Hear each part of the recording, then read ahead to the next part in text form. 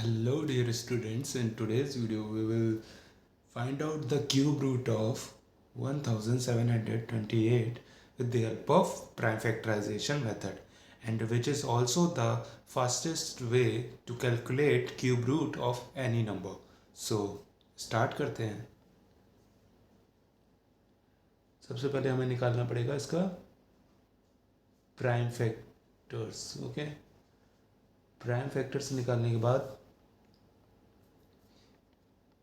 इसके हमें कुछ ही स्टेप्स में इसका क्यूब रूट पता चल जाएगा। तो चलिए प्राइम फैक्टर्स निकालते हैं। 2 8 16, 2 6 12, 2 4 8, 2 4 8, 2 3 6, 2 2 4, 2 2 4, 2 1 2, 2 6 12, 2 1 2 0, 2 8 0 इसलिए क्योंकि एक साथ हम दो संख्या ले रहे हैं, मतलब 2 1 2, 2 तो ऑलरेडी बड़ा है 1 से, इसलिए हमें एक और डिजिट लेनी पड़ी।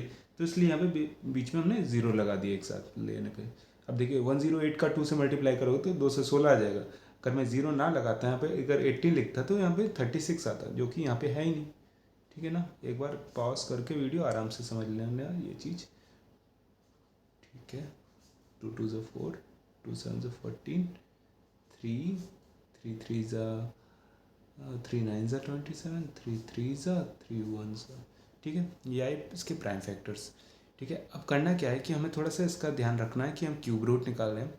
तो ये तो मुझे पता है कि ऊपर से नीचे अगर मैं मल्टीप्लाई कर दूँ तो इसका रिजल्ट वापस से मुझे यही मिल जाएगा, ये नंबर। ठीक है, मुझे वही करना है, लेकिन कुछ और तरीके से करना है। कैसे? लाइक मल्टीप्लाई तो करना ही है, लेकिन मुझे इतना सारा नहीं लिखना। मतलब क्यूब रूट निकाल रहे हैं तो एक ट्रायड बनता नजर आएगा, 3 नंबर का ग्रुप। ठीक है, तो 2 इंटू 2 इंटू 2, 3 बार मल्टीप्लाई किया तो 2 cube same, 2 cube same, 3 cube, 3 बार मल्टीप्लाई।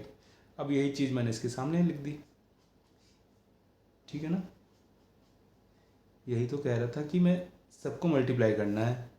ठीक है, सबको मल्टीप्लाई करना है, लेकिन लिखने का तरीका अलग हो गया बस। बाकी चीज़ वही लिखी, यहाँ से यहाँ तक ही मल्टीप्लाई हुआ है सब, लेकिन लिखने का तरीका अलग कर लिया मैंने।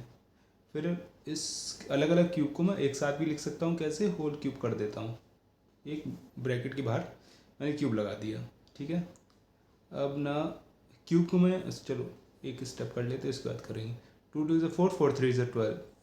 ठीक है, अब क्यूब को मैं ट्रांसफ़र करूँगा। क्यों? क्योंकि मुझे क्यूब रूट निकालना है, इसलिए जब पावर ट्रांसफ़र होगी तो क्या हो जाएगी, 1 की फॉर्म में चेंज होगी। यहाँ पे क्या होगा, 1/3, 3 जा रहा है, और इधर क्या बचेगा, 12 की पावर 1। 0 मत कर देना, क्योंकि 1 करोड़ की भी पावर 0 होगी तो रिजल्ट हमेशा 1 ही आएगा। तो यहाँ पे इसका मतलब है 12 की पावर 1, मतलब 12 अभी एक बार लिखा है, ऐसा नहीं है एक भी बार नहीं लिखा है। ठीक है, तो 12 की पावर 1, 12 लिख दिया।